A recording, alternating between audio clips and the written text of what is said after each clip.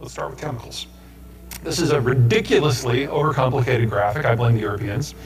On the right, you start with crude oil. You refine that into tens of thousands of daughter products we use every day with an intermediate step called naphtha. You usually do this through an oil refinery.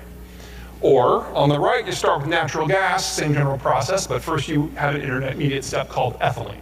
Now, this relatively narrow product set, these are the things that normally you can only make from natural gas. But in the United States, where natural gas is really, really cheap, we use it to do all of this. That's everything from windows to sports equipment to insulation to glass to diapers to makeup to tires. So, you have the Haynesville next door, which is one of the world's great natural gas fields. These are all options. Every circle and square up there is something you could do. And if you don't want to, you can import the stuff from refineries nearby, whether it's New Orleans or Houston, and then do the next step into heavy industry, get into any of those products I just mentioned, plus about 10,000 others. The materials are all right here already. It's heavy manufacturing. You're not making a computer, but you will make the things that allow us to make absolutely everything that we use every day. The most fun of all of these is this little guy right here. That's fertilizer, nitrogen fertilizer. So we've lost potash because of the Ukraine war. And because natural gas is so expensive everywhere, but here we're losing nitrogen very, very quickly. That's 2 of the 3 nutrients. We'll talk about the third one here in a minute. All right, let's say you don't like conventional oil and gas, although our industry report, that would be weird. But there are business opportunities in other things. What we're looking at here is what goes into an electric vehicle versus a normal vehicle. Now, a normal vehicle or a normal power plant, it's really pretty straightforward. You get the fuel in there, you light a match, you set it on fire, you capture the heat. Yes, it's more complicated than that, but it's really, this is old technology. We figured this out 150 years ago. But if you want electricity, you gotta do more, because the transmission, the storage, that's really involved in terms of engineering and materials. So this is the type of material that goes into EVs versus conventional vehicles. It's an order of magnitude more complicated, more materials and more of them.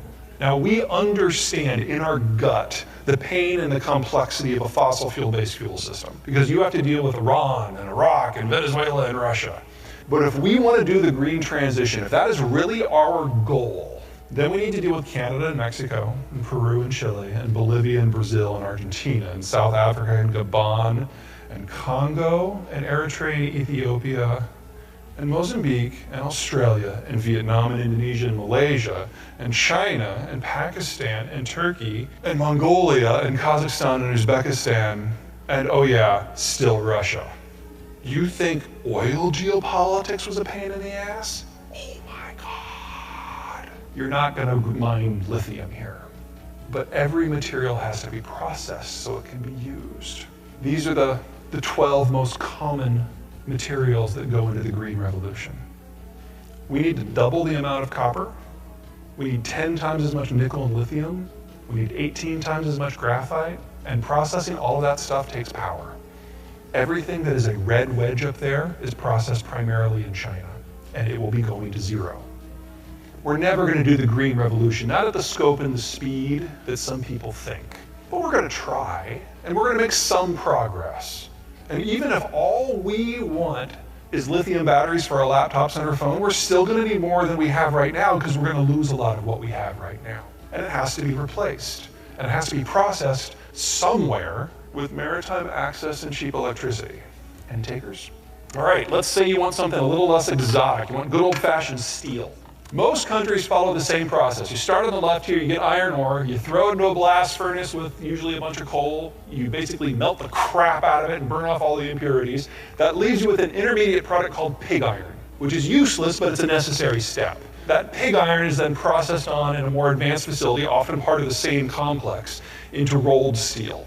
The hot rolled steel is the stuff that's structurally strong, but not necessarily resistant to corrosion. And it's kind of ugly. So it's your car frame or the rebar in concrete. Or the high-end stuff, the cold rolled, that's the shiny stuff. If you can see steel in anything, in your watch, on a roof, that's cold rolled steel, much more expensive. Here in the United States, we don't do a lot of hot rolled steel in the traditional sense. We are the world's greatest steel recyclers. And about 95% of the steel that we use every day has already been used once, twice, 18 times. You can recycle it endlessly.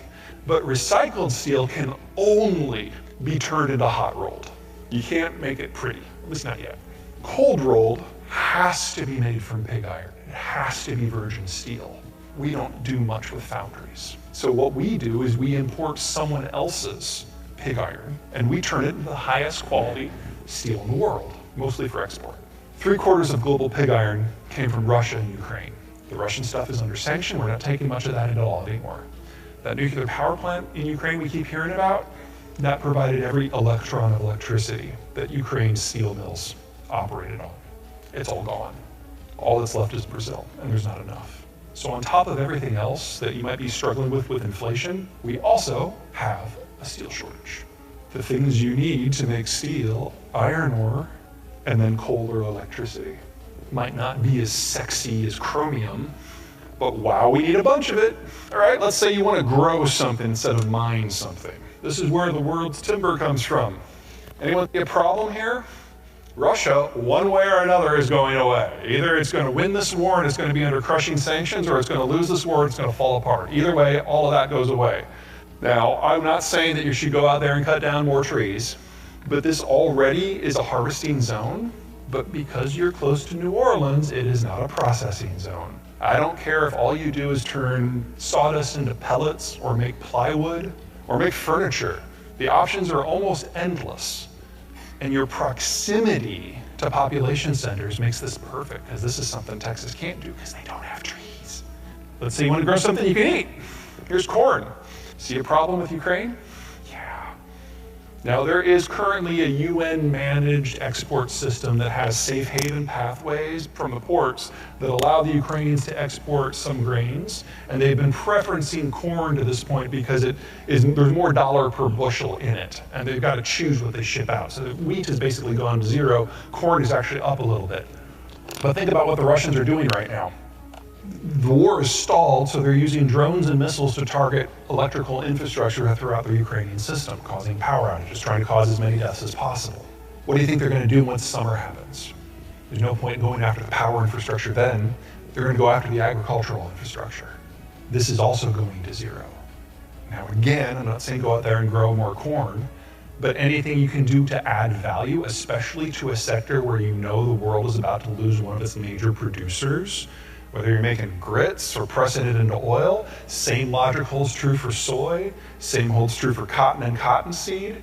There's very little agricultural processing that happens within 500 miles of you. On one side of you, you've got Atlanta, on the other, you've got the Texas Triangle. Ravenous urban zones that need every scrap of value-added commodity they can possibly